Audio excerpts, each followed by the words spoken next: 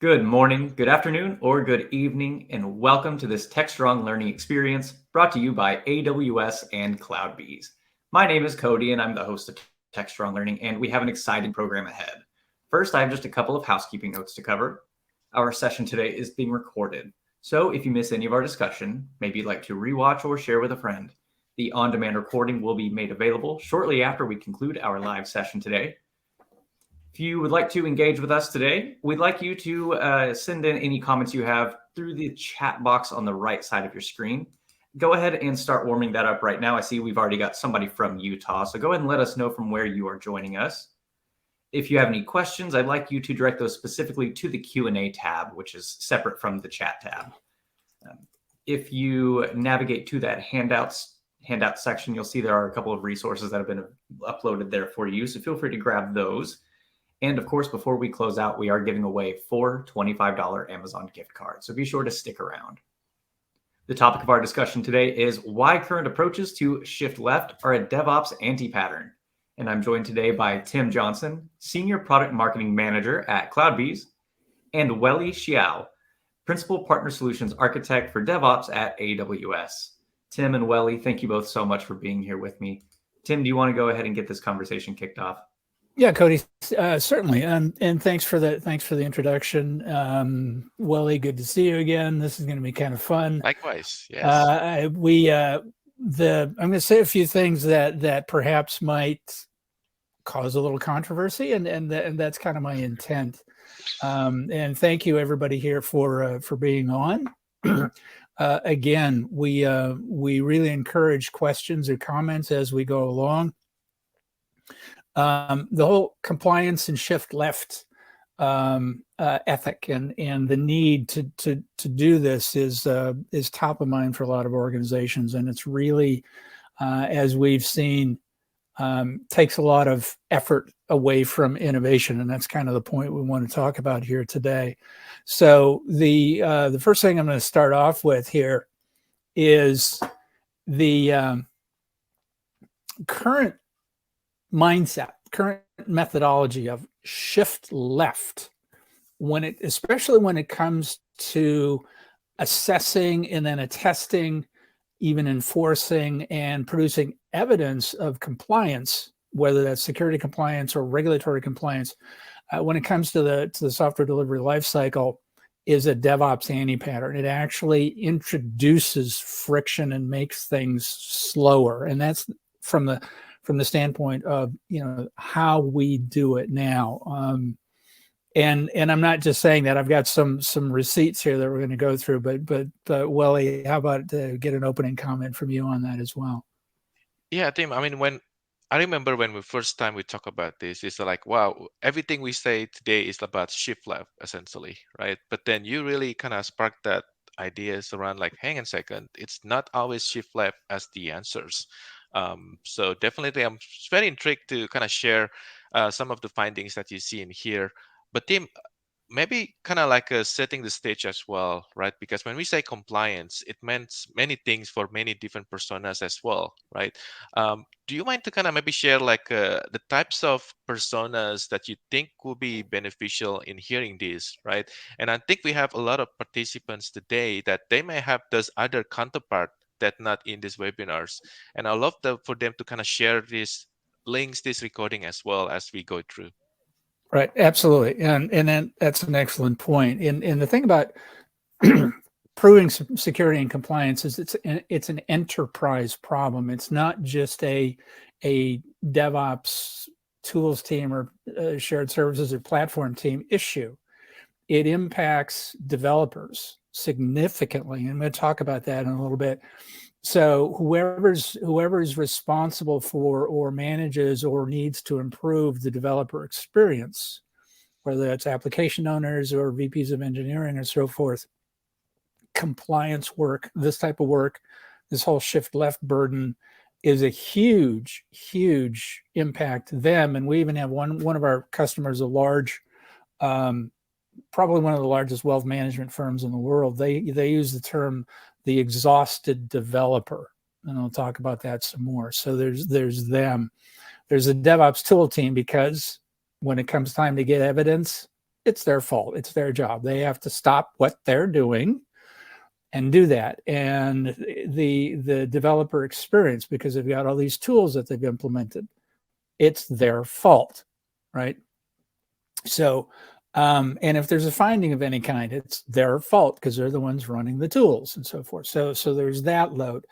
And then there's risk management, because these are the folks that have to spend their time, and this is what they're paid to do, and what they're measured on is model the risk profile for the organization, the business services that they're delivering, as well as the applications. Look at the regulatory and internal governance standards that they're supposed to meet, come up with the policies on what that means for that particular company, and then spend the time banging on the developers to say, these are our policies and this is how you're supposed to write the code and this is what you're supposed to do here, there, and everything else. So let's just dump some more on the developers. So it impacts them. And then if there is a finding, they gotta figure out what to do about it. Yeah. I think that's resonates very well, Tim, because I feel like being on the both side of the fence essentially is that as the developers, I set of findings, but what is this actually meant in terms like control objective I have to achieve?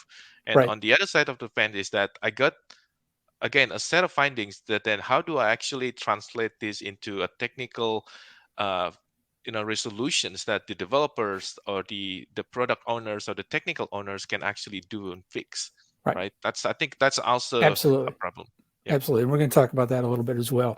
And then another persona that's really important in all this mix is the CISO, because the CISO has to attest that the organization is secure and compliant. And they have to viscerally and confidently understand what is the risk posture of the organization.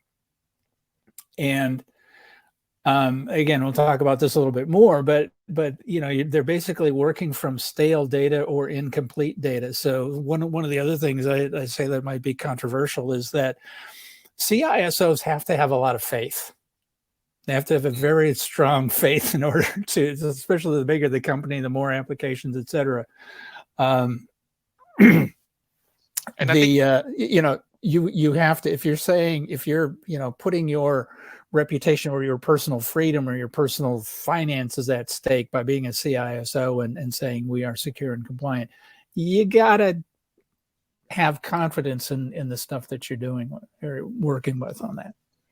And Tim, I like to double click on what you mentioned with regards to that CISO in terms like having those faith, and it shouldn't be like that, right? And I think the challenges that they have is that all of this compliance today likely is just a snapshot in time instead of the exact situation. When I said in this second, like how old is that data? I guess that's become a problem. It's become, I guess, amplified in like cloud environments because things change dynamically. We do deployments sometimes every minutes, every hours, and etc. So how do you say like, yeah, at this seconds in here, this is my current state? I guess do you see that as one of the reason why that fate become like almost like the normalcy in here? Yeah, absolutely, absolutely. And the and again, we're getting ahead of the slides here, but that's okay.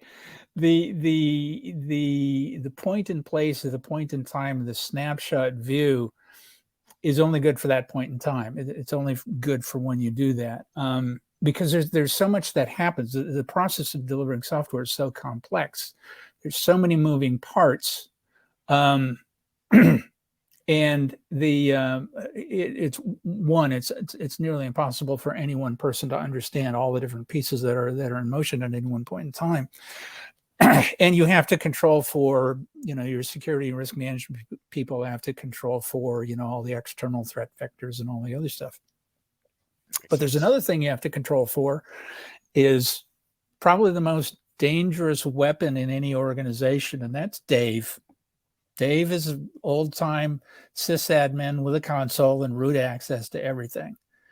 And we've seen it multiple times where everything was working right, and suddenly it wasn't, especially in production, and nobody knows why. And after you dive down deep enough, or eventually you find out that Dave went in and changed the configuration on a production environment. Makes sense. And now you've got a finding, right? So there's that you have to control for as well. So yeah, you're right. There's a need to be continuous, and there's a need to be holistic, so that you can actually see the whole thing going on. So let's go into some of the data to back up my statement here. So yeah, awesome. Dang it, Let's Dave. Thank you. Number 115 there.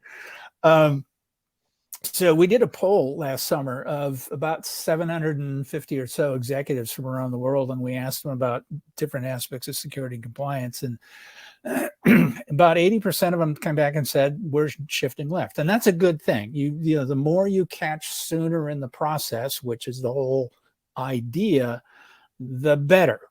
But back to my premise that the way it is implemented now is a burden. We drilled into that a little bit and says, is it working for you? And 60% of those people said, no, it's actually a burden. It gets in the way of what we want to accomplish. So we drilled in a little bit further, and 3/4 of them said doing the compliance work, checking to see that we're compliant,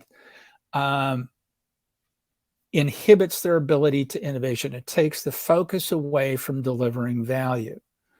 And if you think about it, being compliant is non-value add work. It's important, it's vital, you have to be compliant, but it doesn't add competitive value to the organization.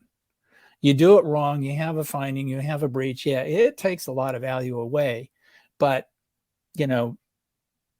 Bob's International Bank isn't going to say we're more compliant than Joe's International Bank. It's expected to be there. But the key point here is that executives are seeing that the time and effort invested in trying to be compliant hinders innovation.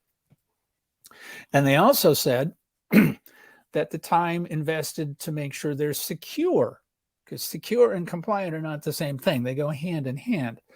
But also the same number of people said it gets in the way of being of innovation. So there's that level of friction there that comes from that. And then we asked them, okay, so how do you divvy up your work in your day? What do you focus on? Is it innovation? Is it risk? Is it technical debt? Is it bug fixing? And we came back with the number that more than half of their people's time is spent on doing risk and technical debt.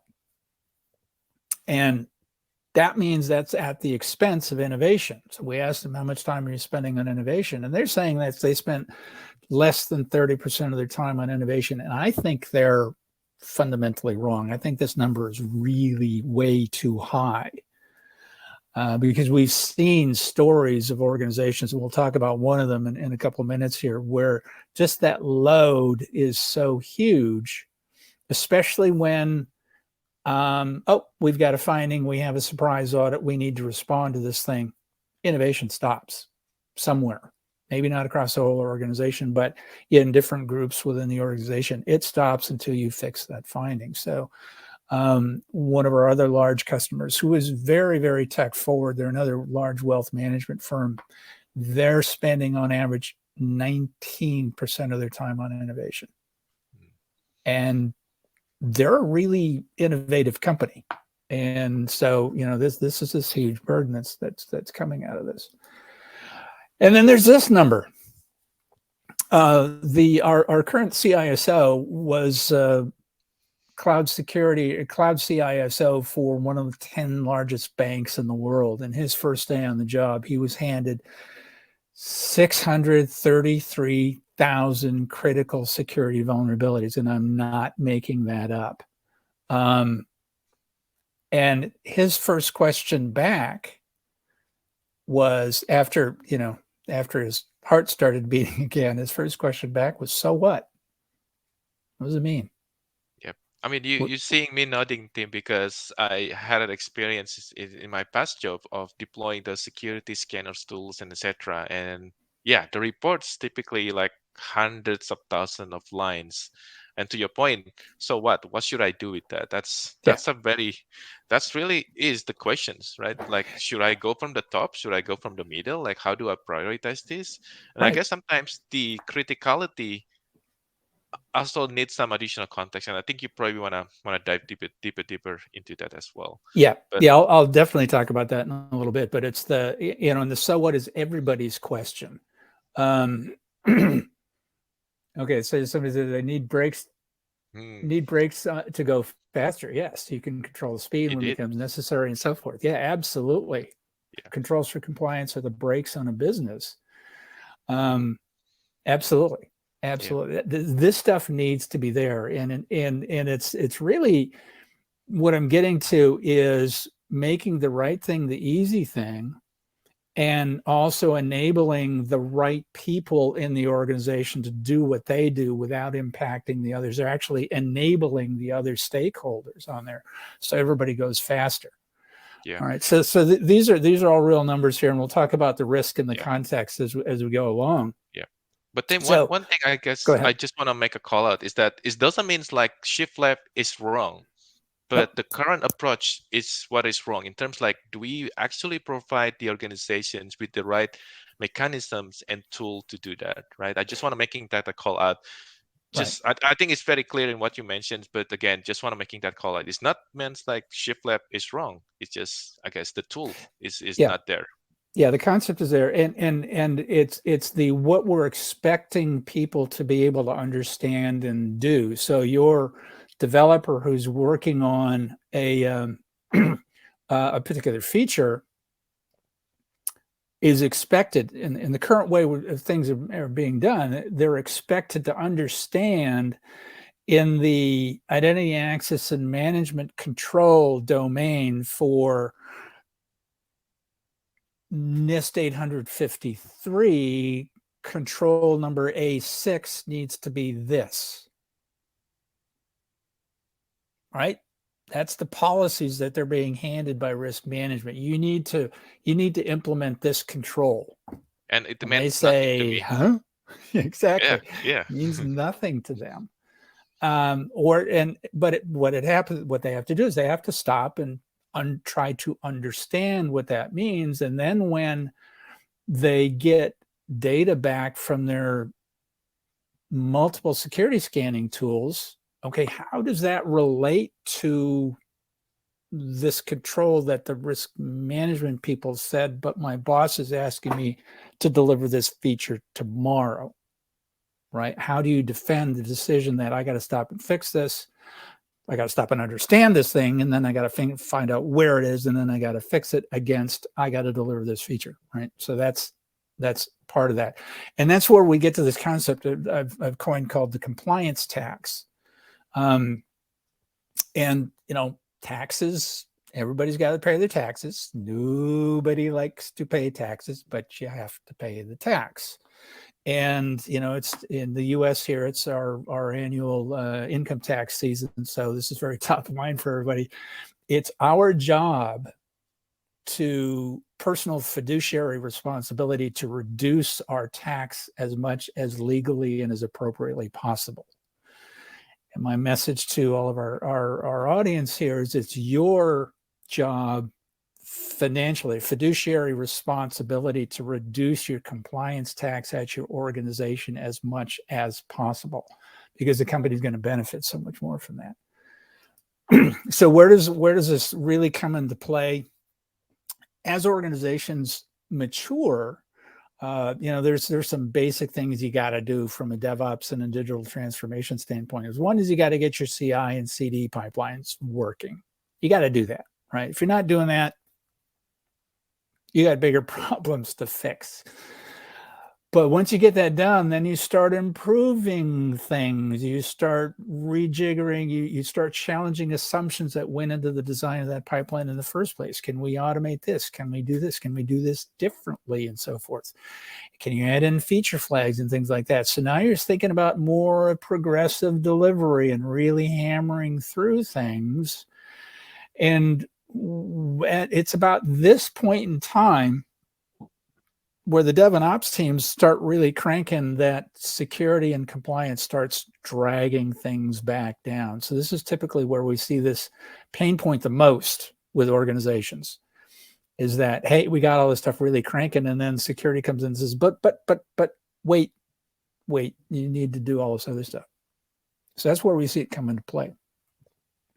And I want to go through a way to calculate this, and bear with me. And if you want to challenge my model or my logic, but I'm happy to have you do this. But this is data from one of the 10 largest banks in the world. So I didn't make this stuff up.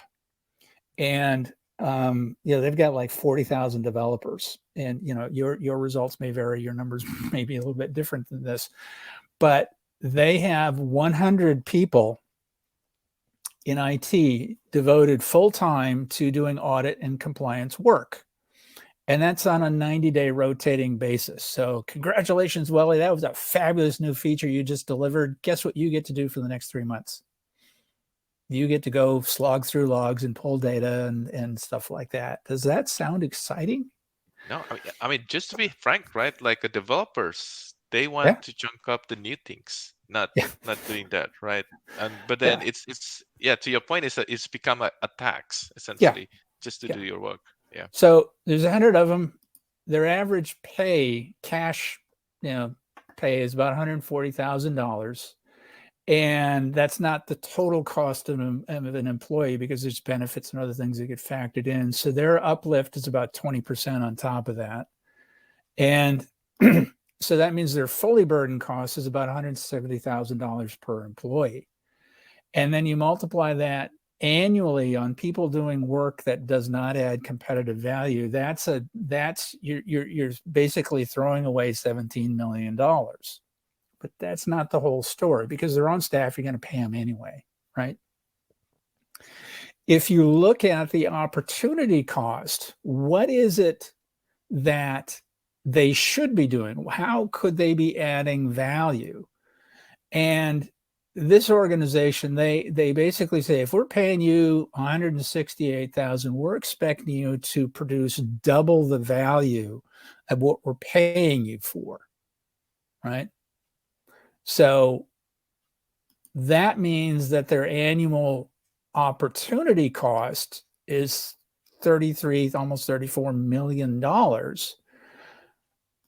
So at the end of the year, they're wasting $50 million to do scut work, to do stuff that nobody wants to do. Wow. And that's just an incredible number. Now, we've gone through this with companies as small as 500 with 80 developers, and their tax is still way over $2 million that they're paying to do, that's getting in the way of delivering value. Especially the opportunity cost, Tim. I think this is still like a conservative estimate. I felt like $1 spent means like $2, in terms like a back revenue. In some organization, typically this would be like 1-to-10 ratio sometimes, right? So this could be actually higher than what you have as estimates in here. Absolutely. And it all comes of, that decision of, so what are you giving up to do whatever it is that you're going to do? And there's an element of risk to every decision, but you have to understand what that risk is, right? And with the current processes, the current approach and mindset about shift left, you don't have all the information to understand the risk on that and to really get a feel for that. So those are some big numbers. And again, I didn't make these up. These are their numbers. You may be in a smaller organization. You may have different, how much you pay them, what your uplift is, what your expected value is. Some companies it's 3x. Others it's total number of employees or total revenue divided by number of employees. I mean, there's a number of different ways that you can calculate that value, expected value generation from that. These are big numbers, but again, we're not making this up. If you've got 10,000 developers, your numbers are going to be not too much different from this. The point is to start thinking about this is a cost. We've been doing it this way for a while, and dang, it hurts, and maybe we should be doing something about this, right? So now we come to the time of, okay, how do you fix that? How do you address that? So what do you need? And you brought up some points earlier, Welly, about the continuous. It can't be a snapshot. You have to know. You have to have a view into the whole process currently, or as current as you can get, and that's like today's numbers, not last week's numbers.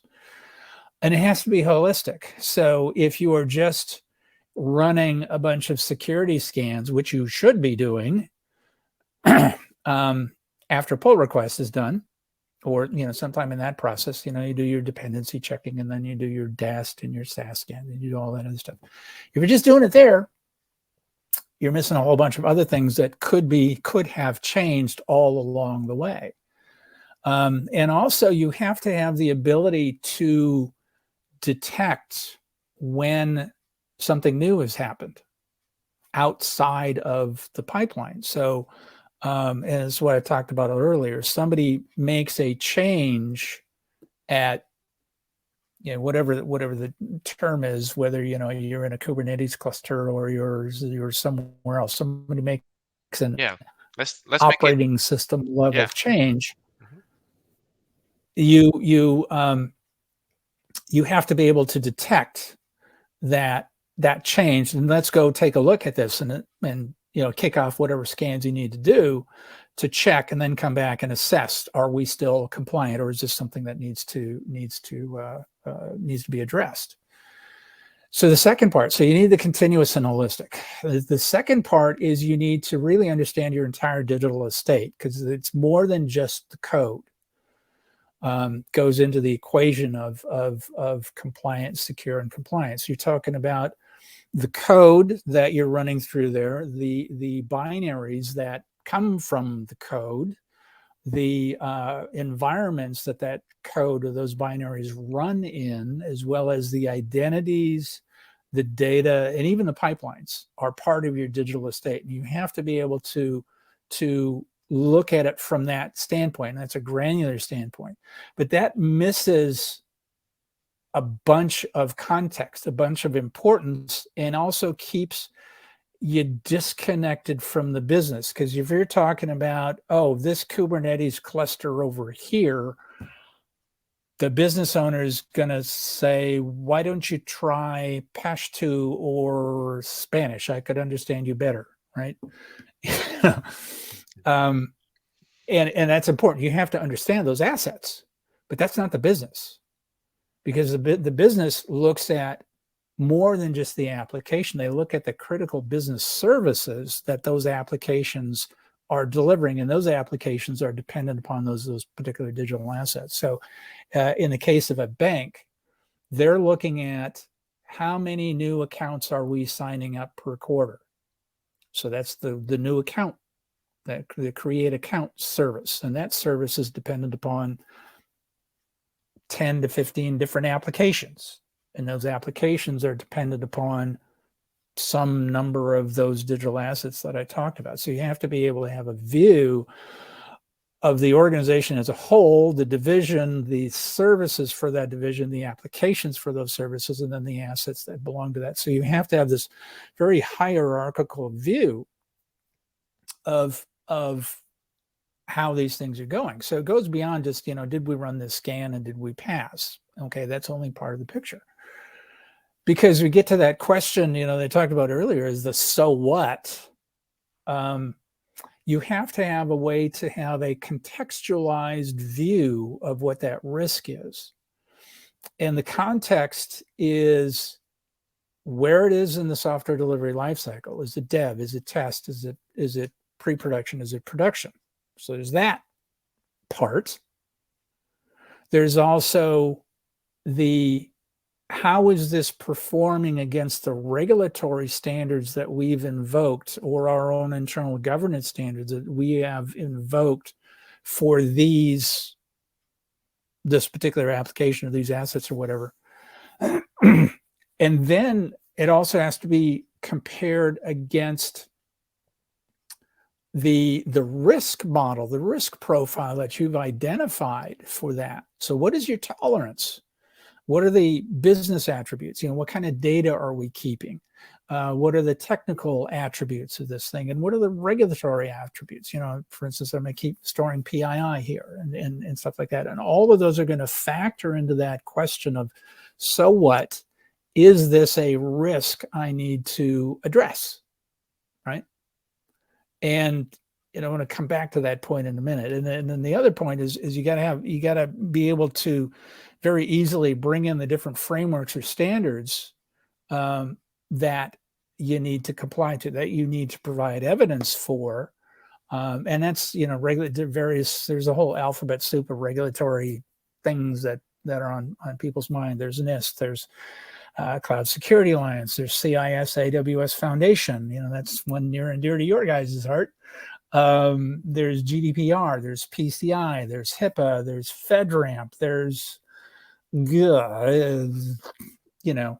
lots and lots and lots of different regulatory frameworks and standards that are there. And then there's your own internal governance requirements, because your own risk management or chief financial officer, chief risk officer says, okay, I don't care what those do. These are the things that we have to meet, or these are our standards that we have to meet. So you have to be able to report to all of that easily, again, without disrupting your organization on that. But, and then, so here's something, you're a practitioner, Wally, right? Yep. You've done this. You get the results of a scan. Say you do a sneak scan, and it comes back and there's 6 very high, there's 14 high, there's 37 medium, and there's 250 lows, right? I'm just picking those numbers out of the air, but there's kind of a proportion. There's usually there may be some really bright red flashy lights, and then there's some red flashy lights, and then there's some not bright shiny. yellow flashy lights, and then there's some, is that amber? I can't quite tell, right? Mm-hmm. What do you do with the lows? Now, that's a very good point, Tim, because your gut feeling, right, without knowing any contextual about the business itself, is that I just pick up from the top because it's been ordered like that. Like this critical stuff, that's where I'm gonna focus my time, right? And coming back to those compliant taxes, is like I only may have like X amount of percentage of my time to do all of this along other, backlogs of activities that I have. So my gut feeling says I should do the top priority, but I think you're coming to something in here where sometimes that's not always the case. Right. So and we've actually seen it with customers, is taken on the face of it. Yeah, this is a low priority thing, but put into the context of the asset, the risk model for the application, and the risk tolerance for the business, that low finding is actually a critical. So you need to be able to prioritize based on the contextual risk and not on the surface or the first view or first contact assessment of risk. And at the end of the day, CISOs have to again, they have to go back and they have to understand what went into the decision. How did that become a critical thing in the first place? What's the algorithm? And most security scanning companies aren't going to tell them what their secret sauce is, right? Yeah. So they don't understand that. But when you've modeled your own risk tolerance for an application, and it comes back and says, this is a critical security vulnerability, and you say, based on our context, it's not a problem at all, I'm going to accept that risk. They've got their own evidence to why they accepted that risk. Now, for a developer, if they get a list of, here's the things you got to fix, and there's something that says low, and they choose to fix it, they have to defend that decision. Sorry, boss.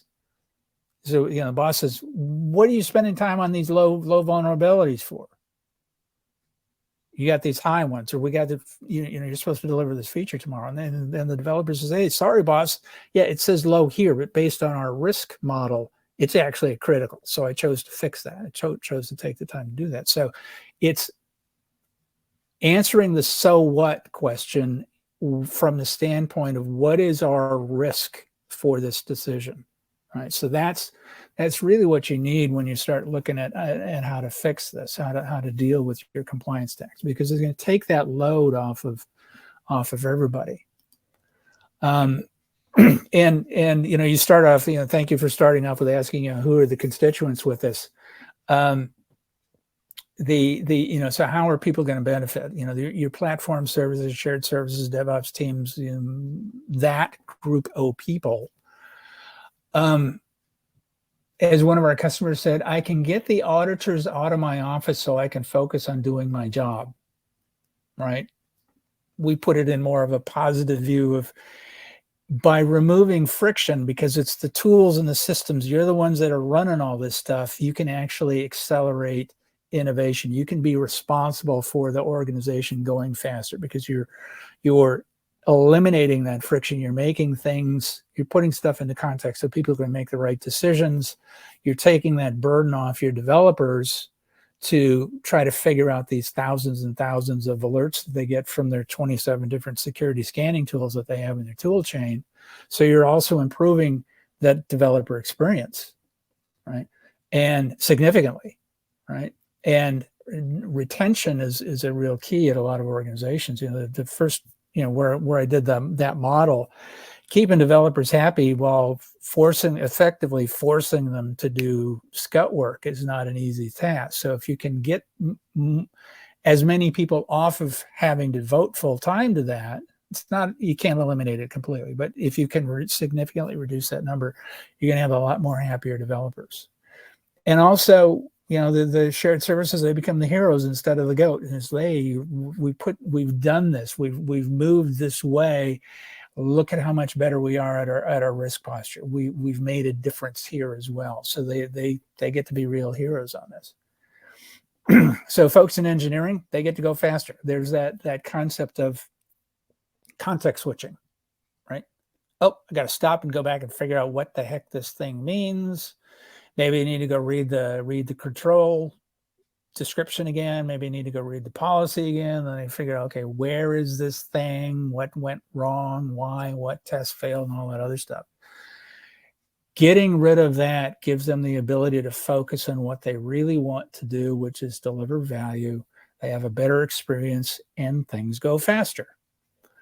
The CISO, also known as the Department of SLO or the Release Prevention Department, and that's also risk management, but they can go faster. Somebody made the comments about the brakes on a car. Yes, they don't have to step on the brakes because they know things are running at that point in time. They are compliant. I've accepted these risks because I understand all this. So now things are going faster. And then also, they don't have to have a strong face. They can just, we have confidence in the data. We have confidence in our systems. We have confidence in the people that produce that data. And they are asserting that compliance with current data. It's not old, it's not stale, or incomplete. Tim, I just want to make a comment on that. Like, I really like that analogy about the car, because it feels to me it's like the brakes is not for a straight line. The brakes is just before you enter the corner, right? And then a lot of times what happens in the organization is that you put the brakes on the straight line because you just don't feel confidence. Like, are you safe? Like, is this car is safe, right? I think really where the selling value is in here is that the CISOs still have those tools to put the brakes just before you get to the corner, so you can move towards that corner faster. Yep, absolutely. And that brings me here to risk management. And you're a great partner to work on this together on this, because you set it up really well for me. Risk management, you're going to have fewer audit findings. You're going to have fewer reasons to disrupt stuff. So risk management gets to be a partner, again, with engineering, to make things go faster. And then also their primary metric, their KPI, is improve risk posture of the organization. So by having that holistic view, they can figure out what needs to be fixed, what's the highest priority things to be fixed, and then they can provide the evidence that, yes, we've mitigated these risks or prevented them in the first place. And to that last point, it gives them the ability to measure things. Number of companies we talked to, so we really don't know if we're moving the needle. They got all these tools, but they really don't know. There's just so much noise there.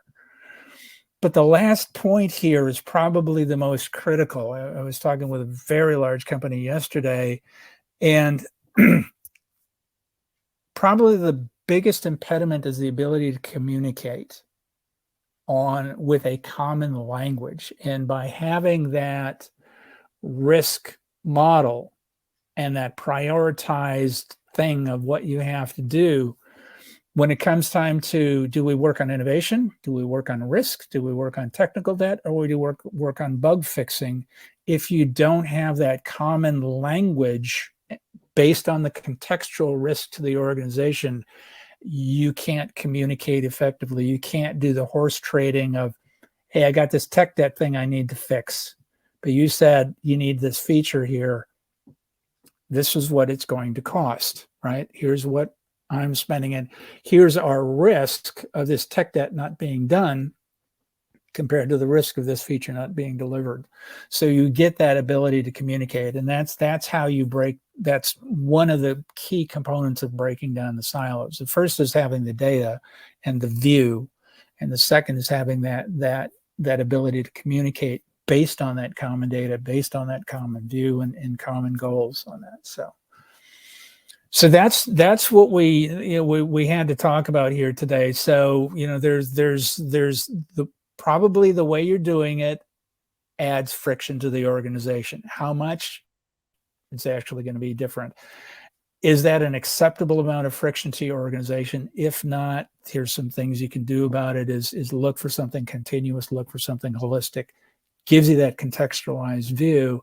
And here's how you help start selling it to your colleagues if you want to raise the issue. Is they tell me, Mr. Engineer, what's your developer experience? What's your biggest contributors to a negative developer experience? Oh, it's all this time slogging through logs. Well, maybe we can make that better for you, and so on and so forth.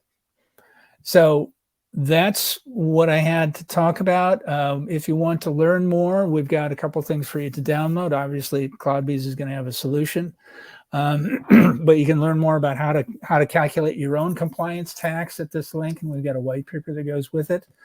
If you go to the handouts tab at the top of your little chat window, you will see links to downloads and some other resources as well as this slide presentation. And so now we're going to open it up to Q&A. So if you have any questions or comments, please drop them in the Q&A portion. Cody, I'm going to bring you back in. Do we have any questions here that come in? Tim, I probably have one question for you, and this is okay. Maybe kind of close there to me as a practitioner. Is that typically we see these types of compliance and security checks embedded into a CI/CD pipelines as Yes. part of the CI/CD pipelines. What's your perspective on that? Isn't that typically the way? I know that's what we call shift left, but kind of really looking into your presentation today, it feels like there's a different answer to that. There is, and those types of checks and gates and thresholds have to be there, because if you think about what you're doing, you're automating. And well, what are you automating? You're automating what your policy is, what you've agreed that the right thing to do. How are we going to do this? Well, this is the right way we've agreed to do this is this way, and that's your automation. So by automating your auditing, you're collecting the data for it, and you're doing it the way you promised you said you were going to do, right? That's great. That is a foundational component. That's what is your CI/CD pipeline should do for you. Okay? Like I said, that's a start. That's a start. Mm-hmm. Where it gets incomplete is if you try to put decision-making capability into the pipeline. Now you have a brittle pipeline. Our threshold for these tests is X. Okay. What if that changes? What if the regulation says, well, you may have said that your threshold was 85%, now it's got to be 90. You've got a broken pipeline, right? But the other thing is we spend a lot of time talking about is what is the context? You may have 1, 2, 3, or a dozen security pipelines that you run after you do a build. That's fine. That you should be doing stuff like that. But what does it mean? What are the answers, the results of those tests? What do they mean in context? Do we have the ability to go forward? Like it's in development and these are all not publicly facing environments. I don't care if I got an exposure there, right? Keep going. I'll fix it later. And stuff like that. So again, you get to the context of what does this mean and do I need to do something about it now? That will not be in your pipeline. You have a lot of data, a lot of reporting capabilities in the pipeline, and good grief, yeah, you should be doing that. That's a foundational concept because it takes away so many variables. Everybody's doing it a different way. So you take those variables away, but you still have to understand the risk to make the decision of what to do about it, and that cannot be in your pipeline. Makes sense. Okay. Thanks, Tim. There's another question as well from the Q&A. Have you come across or known an instance when the team has significant drawbacks as shifting left? Every company I've talked to, which probably doesn't answer the question you want. So a very large company that makes stuff that goes inside one of these chips, they have significant security issues, that they need to address, obviously. So the way they've tried to address it, one, they tried with, risk management says, here's the things you got to do. And the developers say, I don't understand that. So they tried going through all this training to try to train the developers on what these different standards mean and so forth. And that didn't work out very well for them. So they switched gears and said, maybe we need that knowledge closer to the ground. And so now what they do is they have people, basically unicorns, who are security and compliance wonks who are also trained developers, or they take really well-trained developers and train them to be security and compliance wonks, and they're embedded in the teams. So they're kind of the subject matter expert at that low level of the team. Okay. But they found that because these people are unicorns, they get poached regularly from other organizations. This is a really valuable asset. So they, somebody comes along and takes away.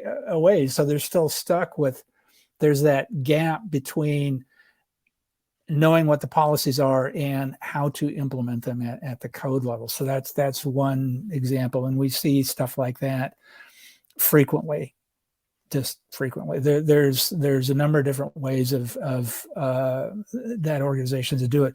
But the biggest hindrance is something I talked about at the end, is that communication. Another example I saw was, and this is outside any tool, a regional bank. The guy I was talking to is from the DevOps team, right? And we're all in on DevOps, and the engineering team was all in on DevOps, and the security team was all in on DevOps, and nothing changed. And he was complaining about how he would go ask engineers for something, and the engineers would tell him to take a hike. And security would come and ask him for something, and he would tell him to take a hike because his priorities were these things. And security was asking them something down here. And when he'd go ask the developers for something, they look at what their task list and what their KPIs are and say, nope, not in there, so I'm not going to do it. Right. So you have to, yeah, you can everybody say you're all in on DevOps, but unless your KPIs, your MBOs, your objectives, your compensation plan or whatever, if that's not aligned, it ain't going to work. It just is not going to work. So yeah, you need that data, you need that risk view, but you also need to be able to communicate and understand whose priorities, how your priorities fit. But without that data and without that being able to break it up into, here's my workload and here's the risk. And if you're asking me to do this, this is going to move these things this way and that gives you the ability to do that horse trading and that communication. If you don't have that, it's not going to fail. Here's another one from another participant. Should I just read this one off? It's like a follow-up question based on Wally's question regarding automating security testing in our pipelines. How is a way to properly communicate to higher roles when it comes to threat modeling, multiple scanning, depending on stages, SBOMs, and all the other black magic that goes into that? Again, that's you got to sit down and everybody has to agree what your goals are. In a really effective way that we've seen for doing this is doing a value stream mapping exercise. You get all these different stakeholders. You go down to Office Max and you buy a case of sticky notes and you get a big wall and turn everybody loose. And you say, what do you do? How do we deliver software? What is our process end to end to do software? And people will write stuff on the notes and stick them on the wall. And I guarantee at least once somebody's going to put a sticky note on the wall and says, and this is what happens. And somebody's going to say, no, it doesn't. Right? We don't do it that way anymore. We haven't done it that way for 2 months, 6 months, 3 years, or whatever. So you need to have that. Everybody has to agree that this is what we are doing, right? And the best way to do that is one, lots of pizza, maybe some alcoholic beverages, maybe not, whatever. Get people in a room, get them thinking about how do we deliver this? Not so much what's the problem we're trying to solve here, because you can get to that later, because those will appear as you do this exercise. What do you need to fix? Where are the ugly bits? Where are the broken bits? Where are the assumptions out of whack with reality? So if you do that value stream mapping exercise, you get away from any kind of personal issues that might be involved there. You also helps align. I kind of hate that term because it's kind of like hackneyed, but everybody gets to agree. This is what we're doing. This is how it works. This is what we're doing. And this is the best way, or this is the way we're doing it now. Then you can drill into the questions. Okay, how do we improve that? But if you don't have that commonly agreed model of how you deliver it, then you can't answer any other questions of how do you improve it? How do we make it go faster? How do we eliminate things? How do we simplify or expand, or what's missing, or anything else like that? So, you could have 26 security tools in your tool chain. Maybe you come up and say, well, we need 3 more, or you could actually come out, well, we actually don't need 6 of these, right? It just, if you don't have that view and agreement, then again, you're wasting your time. Yeah, I feel like those tools typically have the raw data that's need to be interpreted across the organization objectives and control itself, right? Because typically those tool has a CPE number is still important, like critical and et cetera, and et cetera. That's still important. We're not saying in here like throw those numbers and make up yourself, but I think it's about mapping those to the context. So back to your mentions, like the organization has to agree on like, this is what is important, this is what's critical for our business, and then how we set a list, like a list of risks between of the, right? What's my appetite for these applications in here, and what's my risk appetite for the other applications? And based on that, then those context needs to kind of trickle down back to the pipeline. So the pipeline shouldn't be the one who making those decisions. I think that's coming back to your point, Tim, is that the pipeline should look up for decisions from a different tools or different, like a platform essentially, to look at for those contexts and say, hey, I should stop here, because even though this is low in the scanning, but based on these applications and etc., actually I should stop on this stage because we are no longer compliant, for example. Right. Cool. I think there is another questions in here, and coming back to that compliance, like attacks that you have earlier. This question, like, if the company does not think in terms like opportunity costs, for example, is there a different way you can quantify that cost for the what do you call it, compliance tax? Yeah, excellent question. For those of you who have took macroeconomic or microeconomics, sorry, and we all have a reaction when we hear opportunity cost. You may not think of it that way. There's two other ways you can think about it. Again, one of our very large customers, they think in terms of the exhausted developer, and what is the load on them, and they've broken it out into a pretty simple model of what they call above the line and below the line. And above the line is basically adding value, and below the line is all the other stuff, right? And that's going to meetings, going to bathroom, going out to lunch,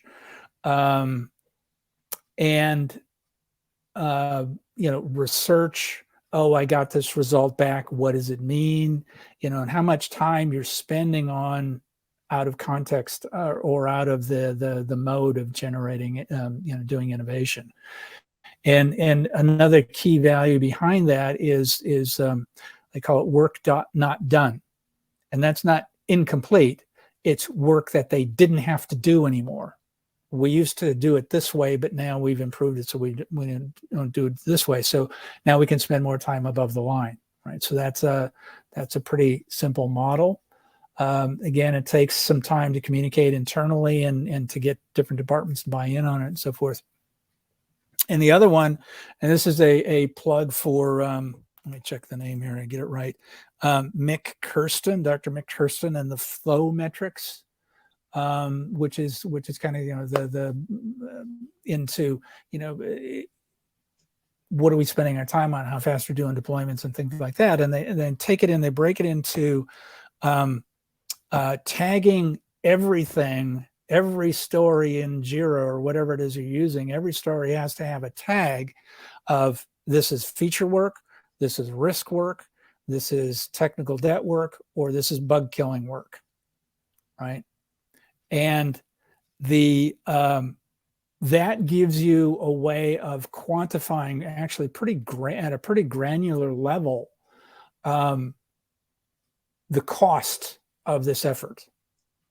Right. So if the platform services people are spending 30% of their time on technical debt, okay, there's a cost to that. And they're spending 30% of their time on risk. And a lot of what that risk work is, oh crap, we got a finding. Now we got to go find some data, and we got to go reproduce a build, and we got to go disrupt the developers, and we got to try to find the data, and we got to pull it all together and see who authorized it or why it didn't get blah, blah, blah, blah, blah, blah, blah, right? That's what most of that work is. It's not what is our risk status. It's usually responding to something that's come up. And the developers are also, these numbers are also applied to their work. So everybody's looking at these 4 different categories, which are really cool.